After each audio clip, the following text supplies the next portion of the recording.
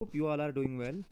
Guys आज मैं बात करने वाला हूँ ASRB नेट जो ICAR कंडक्ट करता है। इस बार NTA ने कंडक्ट किया हुआ था।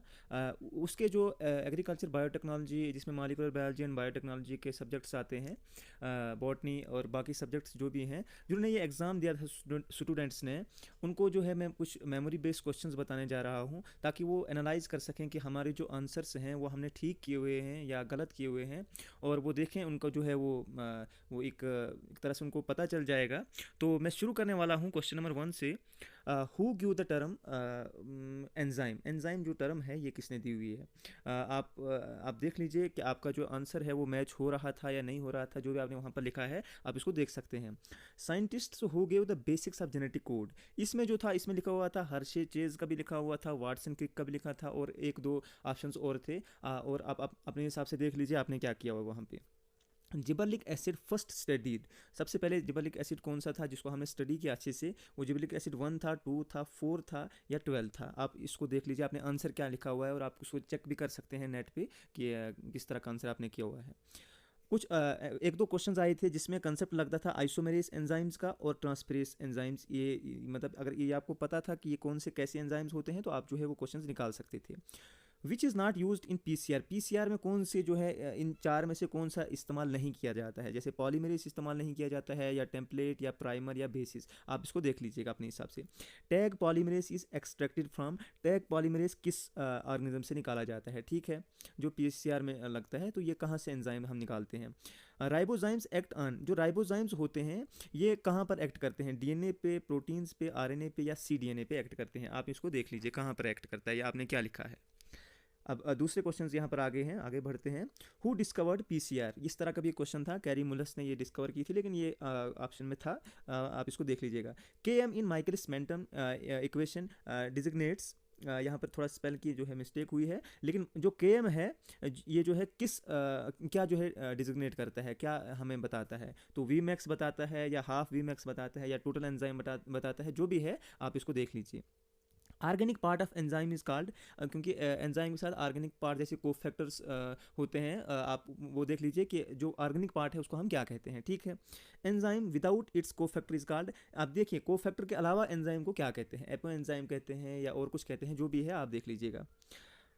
Colchicine act on. कॉल्चिसिन किस पे एक्ट करते हैं? माइक्रोट्यूब्यूल्स पे था, या माइक्रो फिलामेंट्स पे, इंटरमीडिएट फिलामेंट्स से, और कुछ भी था आगे। ठीक है। The impermeable nature of cork is due to. Cork जो है वो इम्परमेबल होता है किसकी वजह से?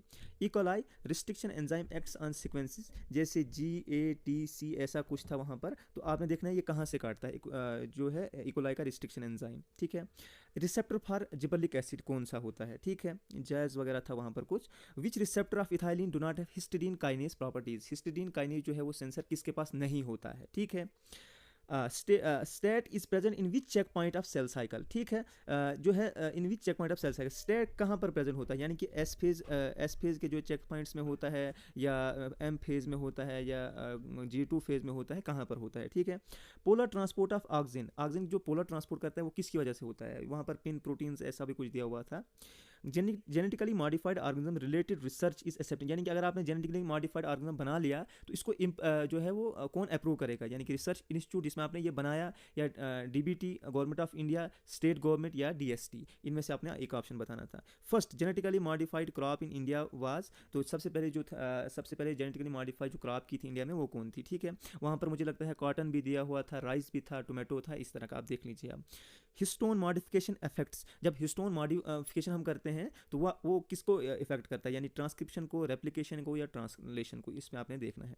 Product of lac is. जो लैक ओपेरॉन मॉडल है उसमें लैक का जो है वो प्रोडक्ट क्या बनता है आगे? ब्रेसिनोसिटोराइड सेंसिस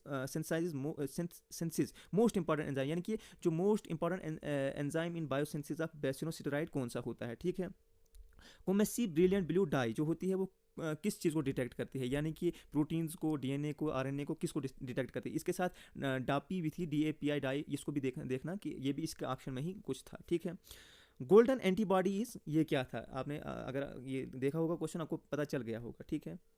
उसके बाद Sanger reagent help to detect, ये एन टर्मिनल डिटेक्ट करता है ऑफ अमाइनो एसिड्स, यानी कि प्रोटीन है तो एन टर्मिनल को मतलब काटता है यहाँ पर, या सी टर्मिनल को हमें उसके फ्रेगमेंट्स बनाता है, कौन से हमें कैसे पता चलेगा कि ये क्या करता है, ठीक है। Total energy produced in glycolysis, glycolysis में जो है टोटल एनर्जी कितनी प्रोड्यूस होती है, 2 एटीपी और यानी कि 2 एटीपी एंड 2 एनएडीपीएच इतनी, या ओनली 2 एनएडीपीएच, या ओनली 4 एटीपी, कितना है आपने बताना है, ठीक है।